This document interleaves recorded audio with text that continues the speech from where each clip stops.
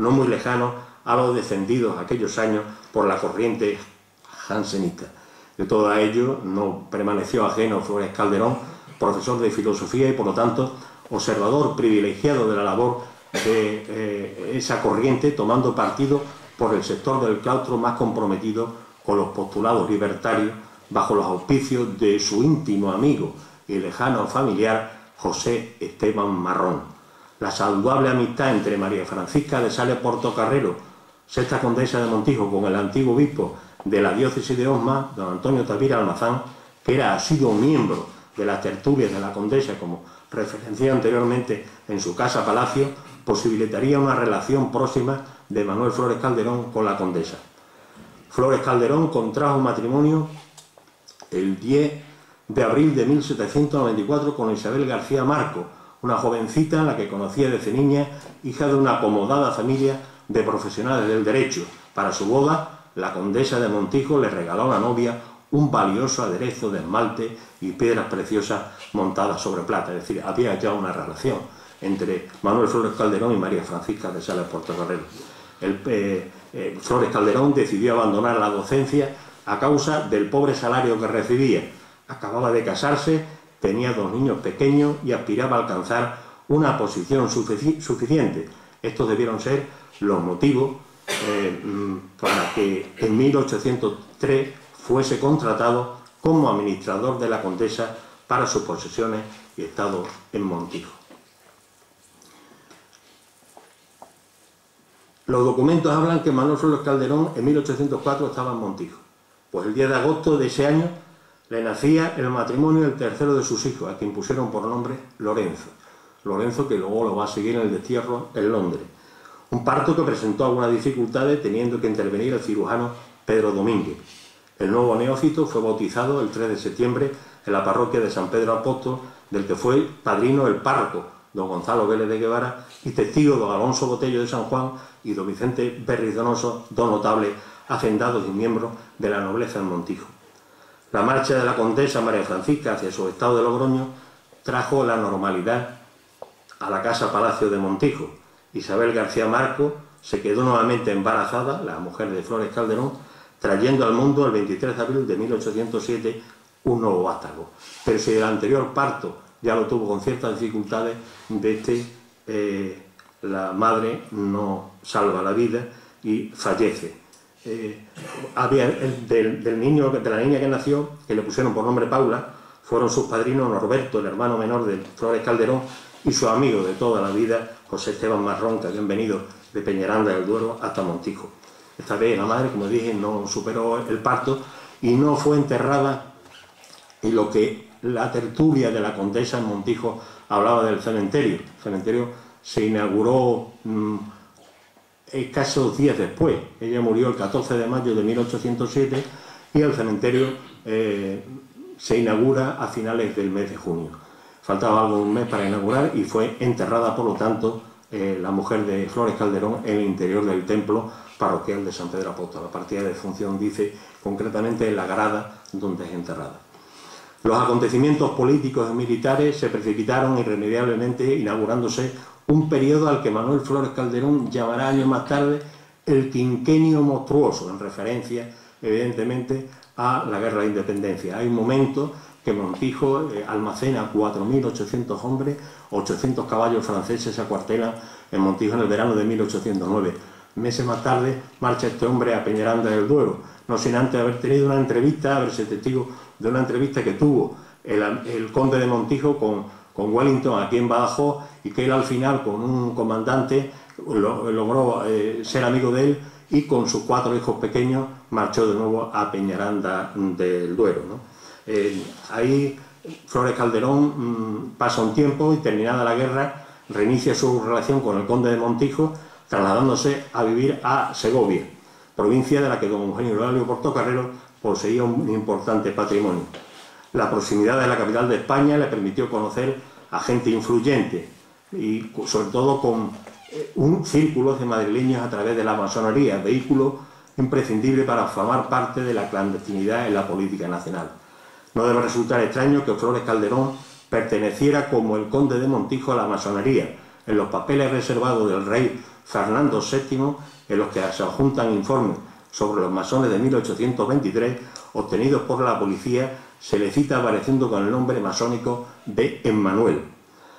Restaurada en 1820 la Constitución gaditana, el administrador de los Montijos era entonces vecino de Segovia y residente en Madrid. La relación de amistad que dispensaba el conde de Montijo a Manuel Flores Calderón no era de un subalterno cualquiera. El administrador gozaba de plena confianza y tenía plenos poderes del Grande de España, y a pesar de ciertas diferencias de carácter les unía una buena sintonía. Flores Calderón abraza la Constitución de Cádiz. Es cofundador del Ateneo de Madrid. Imaginaros la figura portentosa también de este hombre. Secretario de la Dirección General de Estudio. Él decía: las faltas de escuela, el mal estado de los edificios, la ausencia de fondos para pagar a los maestros, la inexistencia de aulas para niños. Similitud de preocupación con la que fue la condesa de Montijo, María Francisca de Sales Portocarrero. Por esta fecha pronunció una conferencia en el Ateneo madrileño sobre el método que debe seguirse en la educación. En línea con el pensamiento ilustrado, Flores Calderón fue elegido diputado a Cortes por la circunscripción de Burgos entre 1822 y 1823, siendo nombrado presidente del Congreso de los Diputados en febrero de 1823. Claro, pero es que ya le quería, duró muy poco tiempo. En el trienio liberal, automáticamente vuelve Fernando VII, la década ominosa, se tiene que exiliar en Londres. Ahí le acompaña su hijo, estamos hablando del sexenio absolutista, trienio liberal y la década ominosa. Con la entrada en España de los 100.000 hijos de San Luis, se vio obligado al destierro, al igual que otros muchos liberales, como otros muchos diputados que en 1823 votaron la destitución de Fernando VII, que fue condenado a muerte. Manuel Flores Calderón huyó a Gibraltar, abandonando de ella la ingrata España, que él decía reaccionaria, encontrando refugio en Londres. Allí se dio a conocer con el general José María Torrijos, y Manuel Flores Calderón fue el resultado de los cambios que vivía aquella sociedad española que luchaba por acabar con el absolutismo de Fernando VII. En el exilio en Londres crean una junta, la Junta de Londres, y llega un momento que intentan volver a España, de hecho regresan a España, e intentan hacer un pronunciamiento que devolviera la libertad a España. Intento baldío porque en la madrugada del 11 de diciembre de 1832, en la playa malagueña de San Andrés de Málaga, fueron fusilados Torrijos, Manuel Flores Calderón y otros 47 sublevados. Entre los ejecutados se encontraba un paisano nuestro, el almendralecense Francisco Fernández Golfín, hijo del cuarto marqués de la Encomienda, y un fraile franciscano, Fray Joaquín de Santa Teresa, asistió a los condenados a muerte. Manuel Flores Calderón rogó al fraile en aquella última confesión que pintó a Antonio Gisbert en 1881, que es un alegato en defensa de la libertad y un grito contra el autoritarismo que no se olvidará su justa causa. Un cuadro que está en el Museo del Prado que se conserva, ¿no? Ahora os lo mostraré. Este es las armas de los Portocarrero, concretamente de María Francisca de Sales Portocarrero. Este es un retrato que se conserva en el Palacio de Liria, en el Salón Amarillo, de la segunda planta del Palacio de Liria, de María Francisca de Sales Portocarrero, como está con un uniforme de colegiales de las Salesas Reales. Un cuadro que tiene una dulzura. Hay otro, pero no soy capaz de dar con él, porque lo expusieron en una exposición que hubo, homenaje a Jovellano en Oviedo, pero era un legado de la Casa de Alba, pero que no está expuesto, no hay fotografía ni nada, que está María Francisca, la condesa, con 4 de sus hijas bordando, pero no he sido capaz, no lo he logrado, por más que he visitado varias páginas, ¿no? El escudo del cuarto conde de Montijo, que estaba y aquí hay paisanos montijanos, en la casa del conde, con las armas de don Cristóbal Portocarrero Guzmán y Luna, que es la que aparece en la Puerta Pilar. Doña Inés de Guzmán está en la madre del que tiene el escudo en Puerta Pilar, que está en el Palacio de Dueña, en Sevilla. Como la Casa de Alba entronca con ellos, pues aparece doña Inés de Guzmán en una pintura del siglo XVII. La casa del conde de Montijo, una casa de labor, un caserón grande.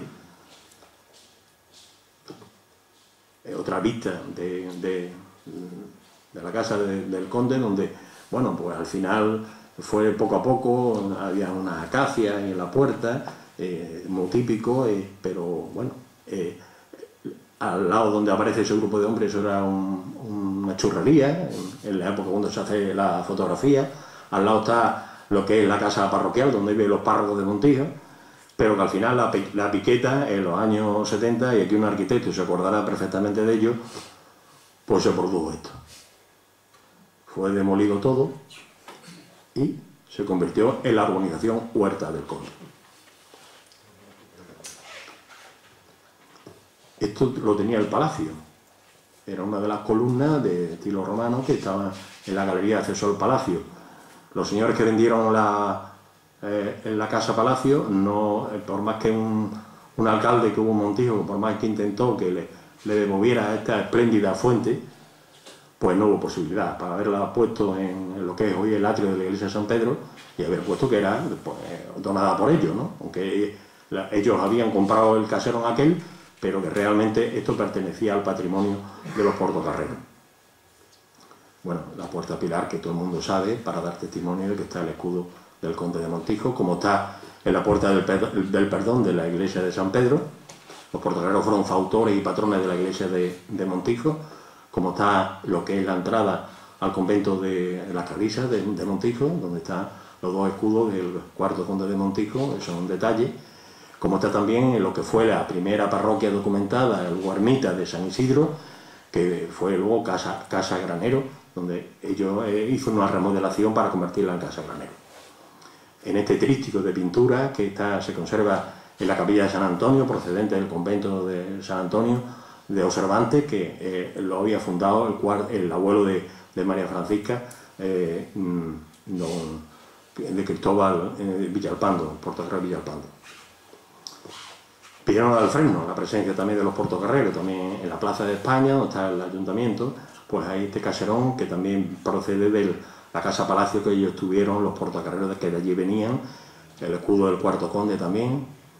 Este es el parque municipal de Montijo, que una vez que acabó la guerra civil, el cementerio actual se construyó en 1914 y se abandonó ya la costumbre de hacer los enterramientos de ese cementerio que María Francisca hizo en su tertulia y que la mujer de Flores Calderón no pudo ser enterrada porque falleció un mes antes, ¿no? Y bueno, pues este es el parque municipal que estuvo hasta 1914, hasta que todos los restos se trasladaron al actual cementerio y hoy es parque municipal. Bueno, Jovellanos, personajes que estaban con la condesa en su tertulia, amigos suyos, Meléndez Valdés, don Antonio Tavira y Almazán, una pastoral en concreto, Palafós, el obispo de Cuenca, Iriarte, Urquijo, Manuel Godoy. Y estas son hijas, se conservan 3 cuadros pintados de las hijas de María Francisca de Sales Portocarrero por Alonso de Rivero hacia 1805. María Gabriela de Palafós y Portocarrero, marquesa de Lazán, Ramona y María Teresa de Palafós y Portocarrero, marquesa de Villafranca y duquesa de Medina Sidonia. Otro cuadro también de 1805, y este es el cuadro de María Tomasa de Palafós y Portocarrero, marquesa de Villafranca, que fue duquesa de Medina Sidonia.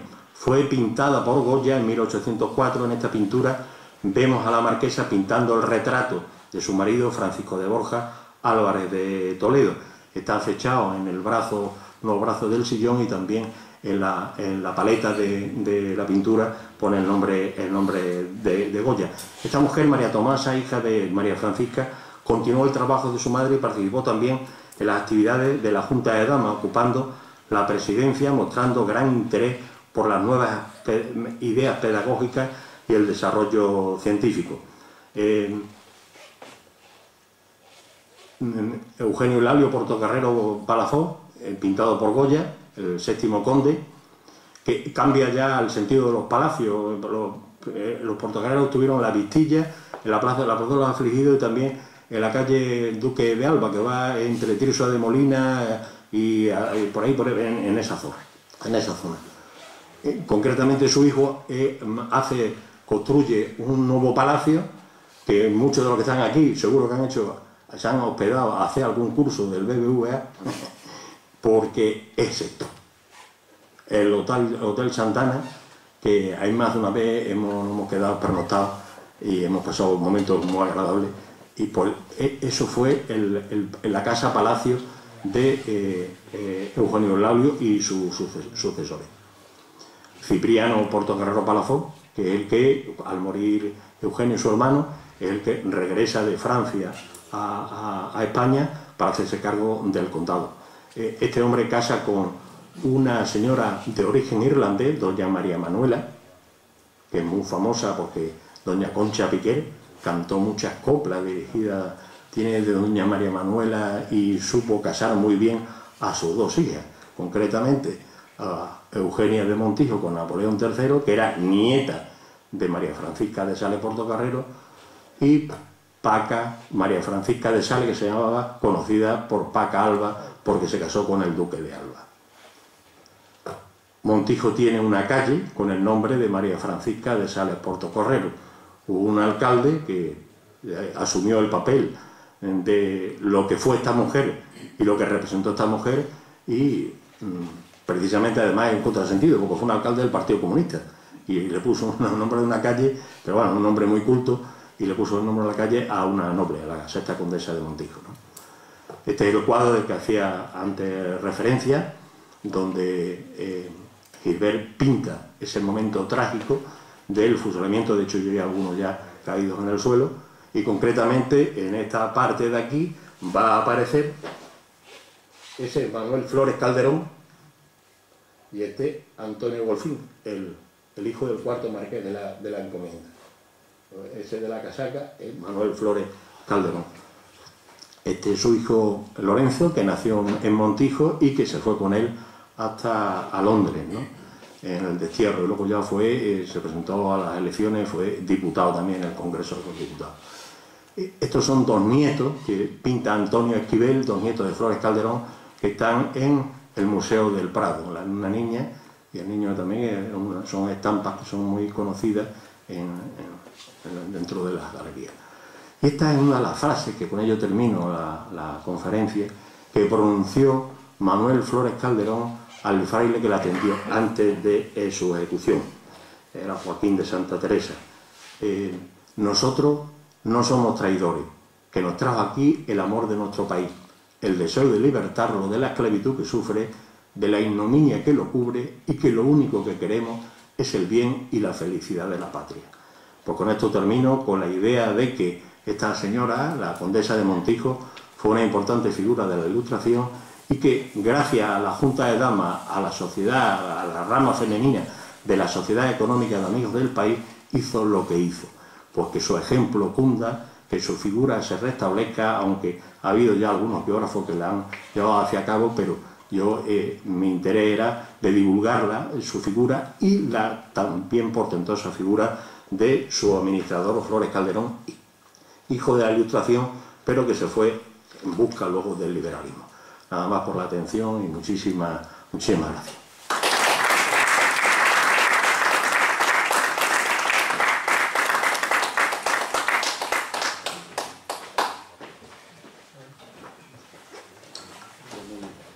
Bueno, pues si hay algo, alguien quiere hacer alguna pregunta o algo, sí. Sí, pues quisiera agradecerle a don Manuel por la charla que nos acaba de dar. He aprendido mucho de esas dos figuras, especialmente de la condesa de Montijo. Pero a mí lo que me llama la atención, yo creo que sí, más que una pregunta o una opinión mía de estas dos cosas, podríamos hablar de la sexta condesa de Montijo, abuela de Eugenia de Montijo, como una especie de precursora del feminismo en España antes del siglo XIX. Bueno, María Francisca de Sales Portocarrero, ya hemos dicho todo lo que hizo por el tema de la mujer, ¿no? En su biografía está su preocupación por mejorar las cárceles de las mujeres, para que la mujer encontrara trabajo, era complicado, con los expósitos, etcétera, etcétera. Entonces ella fue, evidentemente, la historia y la historiografía, y también mujeres de cierto carácter que también hacen mucho por el mundo femenino, ¿no?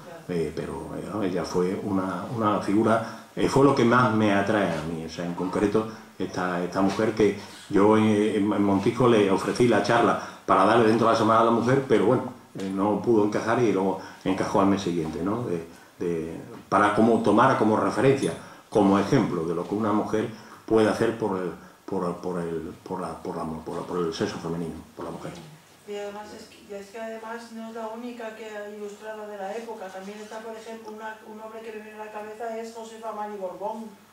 La condesa de Benavente, que fue la presidenta de la Matridense Femenina, de la Junta de Damas, también otra figura. Las dos en pareja fue la que hicieron. Y luego su hija, como yo he dicho, María Tomasa, también toma toda esa referencia de su madre y continúa con las tertulias, continúa con toda la lucha que su madre había hecho. ¿Alguna pregunta más? Pues entonces... No, yo por la casa, Manuel. ¿La casa por qué se deja ahí? ¿Quién es el responsable de que la casa al final se quede, como hemos visto ahí en la diapositiva, en nada? Yo de niño entré a una casa a trastear, a jugar y estaba todo abandonado, desde la torre se veía, era muy bonita y estaba ya en un estado de abandono. ¿Por qué la casa se pierde y se pierde todo? ¿Se hacen las viviendas estas y todo aquello? Pues la casa se pierde porque evidentemente... ¿Quién era el último propietario? ¿Quién es? Fue una familia de apellido Vaca en Montijo. Sí, y, Vaca, de los labradores, sí. Y entonces ellos fueron los que decidieron venderla, ¿no? En la expansión urbanística de Montijo estaba en el centro y entonces, bueno, pues no había una norma de subsidiariedad y de planeamiento que fueran edificios protegibles ni nada de eso, y entonces pues la Piqueta se lo llevó por delante, ¿no? Hoy hay, me parece que son 5 o 6 bloques de viviendas. Sí. Claro, estaba la casa, la huerta, y justamente detrás de la huerta estaba la ermita, se conserva la ermita de Jesús, que era un hospital de pobres. Claro, todo eso desde la torre se veía muy bien. Yo subía por los monaguillos allá a tocar las campanas y veía aquello y tenía esa cosa de decir, uy, qué casa más bonita, y entrábamos, pero estaba todo abandonado. Hubiera sido una gran casa de la cultura, ahora Montijo. Hubiese sido preciosa porque lo era. Aun en estado de abandono, yo estaba allí, ya digo, mejoraba y tal, y muy bien. Con mucha leyenda que tiene la casa, que había un pasadizo que iba, decían que iba desde donde estaba un pozo que iba hasta la parroquia de San Pedro, ¿no? Como si los hombres fueran topos, ¿no? Una clásica leyenda, ¿no? Vamos, yo cuando se hicieron los cimientos estuve muy pendiente y no hubo nada, no había nada. Una pena. Sí.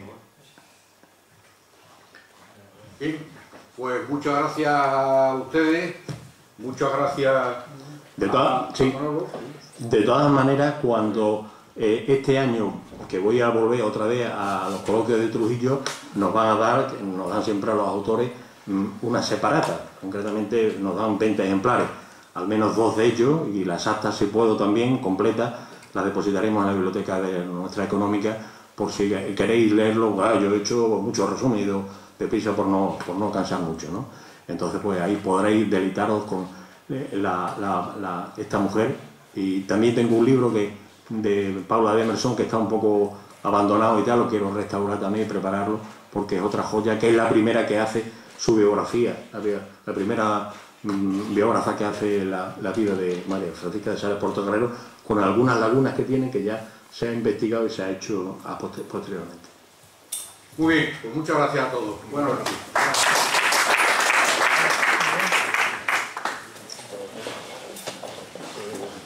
Luis Carmona.